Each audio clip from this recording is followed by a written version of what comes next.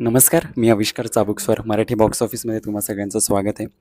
कलर्सवरची अत्यंत प्रेक्षकांची आवडती मालिका म्हणजेच इंद्रायणी. या मालिकेमधील इंद्रायणी, मोठी इंद्रायणी आपल्यासोबत आहे. कांची शिंदे, कशी आहेस? मी मस्त. रामकृष्ण हरी. रामकृष्ण हरी. नवीन प्रवाह सुरू झाला आहे. नवीन प्रवाहामध्ये तू इंट्रोड्यूस झाली आहे. या प्रवाहाबद्दल काय सांगशील? आता नावच इंद्रायणी आहे, त्यामुळे वाहत राहणं गरजेचं आहे.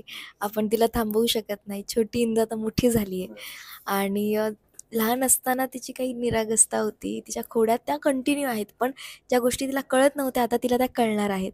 प्रत्येकाला उत्तर ती देणार आहे, पण तिच्या एका स्टाईलने, तिच्या एक कीर्तनाच्या माध्यमातून ती सगळ्यांना प्रबोधन करणार आहे काही गोष्टींचं. आणि तिची मैत्री जी लहान आदूसोबत, गोपाळच्या फंट्या गँगसोबत ती जशी होती तशी आहेत. आणि आता व्यंकू महाराजांसोबतचं तुम्ही पाहिलं असेल की व्यंकू महाराज आता शेतात काम करत आहेत. सो त्यांच्यासाठीचं तिचं तळतळ होणं, आनंदीबाईसोबतचं तिचं थोडं जे काही टशन आहे ते कसं असेल हे बघणं इंटरेस्टिंग आहे. आणि माझं फक्त प्रेक्षकांना असंच म्हणणं आहे की नाव आपलं इंद्रायणी आहे, तिला वाहायला थांबवू नका, ती वाहत राहिली पाहिजे. आता छोटी मोठी झाली तर तिला एक्सेप्ट करा, आपलीशी म्हणा. कारण मी खूप मेहनत करते ह्या पात्रासाठी, मी नाही तर सगळेच खूप मेहनत करतायत. नक्कीच प्रेक्षक ॲक्सेप्ट करतीलच. इंद्रायणी हे कॅरेक्टर येऊन तुझ्याकडे छोटा कालावधी झाला आहे, पण तरी ही भूमिका तुझ्या किती जवळची आहे? भूमिका कालावधी जरी छोटा झाला असेल, पण याची प्रोसेस 2 वर्ष झालं होती आहे. कारण मी म्हणजे ऑडिशनच्या आधीसुद्धा जेव्हा इंद्रायणी सिरियल आली तेव्हापासूनच माझी इच्छा होती की मी हे व्हावी इंद्रायणी म्हणून. आणि सगळ्यांनाच माहिती की मला किती आतून हवं होतं की हे इंद्रायणी मला करायचं आणि ते झालं खरं तर. आणि लिगली म्हणजे थोडाच कालावधी झाला आहे की मी ऑफिशियली इंद्रायणी झाले आणि माझं काम चालू झालं. पण माझ्या बॅक ऑफ द माइंड, माझ्या मनामध्ये मी केव्हाच ती प्रोसेस स्टार्ट केलेली आणि मॅनिफेस्टेशन झालं माझ्याकडून आणि ते मला पात्र मिळालं. इंद्रायणी हे कॅरेक्टरच विठुरायाच्या खूप जवळचं आहे हां ऑन स्क्रीन. तर कांची शिंदेच्या जवळ विठुराया किती आहे? खरं तर मी देवभोळी आहेच, मला देवांवरती विश्वास खूप आहेच. आणि आपली सिरियल पण त्याच गोष्टींना सांगते. आस्तिक आणि नास्तिकचा झगडा आहे हा सगळा.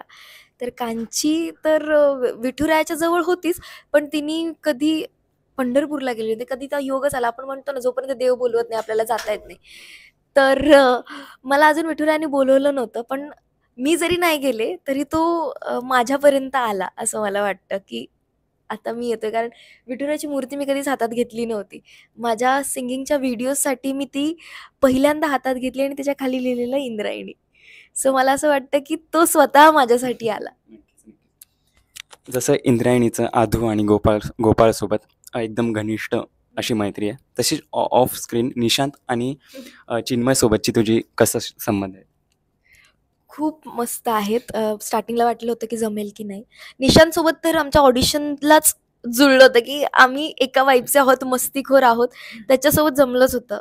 पण मला गोपाळसोबत म्हणजे चिन्मयसोबत मला माहीत नाही की मला वाटलं होतं की हा थोडासा थोडा सीरियस असेल का? बापरे! याच्यासोबत बोलू का कशी? पण तो त्याचा एक झोन आहे. तो मला कळतोय हळू आणि तोही मस्तीखोर आहे. फक्त त्याला थोडा वेळ द्यायचा. ते मला ट्रिक आलेली आहे की त्याला त्याचा वेळ देते जेव्हा त्याला पाहिजे असतो. आणि जेव्हा मी आणि निशांत एकत्र असलो की आम्ही त्याला पिडतो आणि तिघं सोबत असले की ते दोघं मला पिडतात. हे फक्त सांगत असतील की कांची मस्ती करते, पण खरी मस्ती हे दोघं करतात. इंद्रायणीमधील इंद्रायणीच तू आहेस. दिवसभर साहजिक आहे तू बिझी असणार, पण तरी कधी रिकामा वेळ मिळालाच तरी तू म्हणजे काय कसा तो घालवतेस? तुला गायनाची आवड आहे, डान्सची खूप आवड आहे, तर रिकामा वेळ तू कसा घालवतेस? खरं तर रिकामा वेळ मम्मीला बोलता येत नाहीये माझ्या. तर जेव्हा कधी मला वेळ मिळतो मी आईला बोलते. नाहीतर मग एखादा अभंग झाला तो पाठ करण्याचा प्रयत्न करते किंवा काही म्हणी झाल्या किंवा विनोददादांसोबत चर्चा करायचा प्रयत्न करते. माझे काही फ्रेंड्स आहेत जे कीर्तन करतात त्यांना बोलायचा प्रयत्न करते किंवा मग थोडा स्वतःचा वेळ घेते की मला जे आवडतं ते करत बसते. फारसा वेळ तर मिळतच नाही, पण जेवढा काही मिळतो थोडासा आराम, थोडंसं काम असं करते. तुझ्यासोबत बोलताना हे कळतंय की इंद्रायणी तुझ्या किती जवळची मालिका आहे. हो. तर जेव्हा तुझ्याकडे ती आली तेव्हा तुझ्या आणि तुझ्या घरच्यांच्या भावना काय होत्या? म्हणजे अगेन कोणतेही स्वप्न पूर्ण झाल्यावर पहिले येतं ते डोळ्यात पाणीच येतं. सो ऑफकोर्स डोळ्यात पाणीच आलं होतं आणि एक स्वप्नपूर्ती झालेलं एक फील होतं आणि खूप जबाबदारी म्हणजे स्वप्नासोबत जबाबदारी पण आली होती. कारण की हे सोपं पात्र नाहीये. लोकांनी त्याला खूप डोक्यावर घेतलेलं आहे. छोट्या इंद्रायणीला खूप लाड केलेला आहे, तिला प्रेम दिलेलं आहे.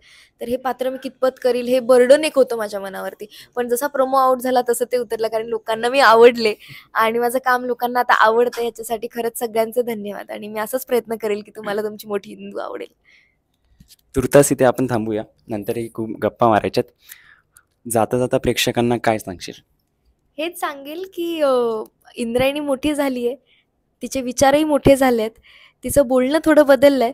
पण अजूनही ती तुमची जुनी इंदूच आहे कुठेतरी आणि त्या तुमच्या छोट्या इंदूला जसं प्रेम केलं तसंच मोठ्या इंदूलाही द्या आणि ती आत्ता जशी आहे, थोडे बदल तर तिच्यात होणारच. लहानसारखी ती राहणार नाही, लहान मुलांसारखी ती आता वागणार नाही. पण तिच्यातलं लहानपण कुठे गेला नाही तो पाहायला विसरू नका आणि आनंदीबाईसोबतचं तिचं इंटरॅक्शन मिस करू नका. गोपाळ, आदू, तिचा फंट्या गँग, तिचे व्यंकू महाराज, आता ती त्यांच्यासोबत कशी आहे, किती आतून जुडलेली आहे. करिश्मा तिच्यासोबत कशी आहे, तिची जी मोठी बहीण दाखवली आहे, तिचा आत्तोबा, तिची आत्या, हे सगळ्या नात्यांमध्ये आता इंदू थोडी थोडी थोडी थोडी बदललेली आहे. ते पाहणं इंटरेस्टिंग आहे, ते मला करणं इंटरेस्टिंग आहे. ते तुम्ही मिस करू नका आणि प्लीज प्रेम द्या कारण तुमच्या प्रेमाशिवाय मोठी इंदू काहीच करू शकणार नाहीये. खूप मजा आली तुझ्यासोबत गप्पा मारून. खूप लांबचा पल्ला गाठायचा आहे तुला, तुमच्या टीमला. त्यासाठी खूप खूप शुभेच्छा. Thank you so much. धन्यवाद. रामकृष्ण. रामकृष्ण.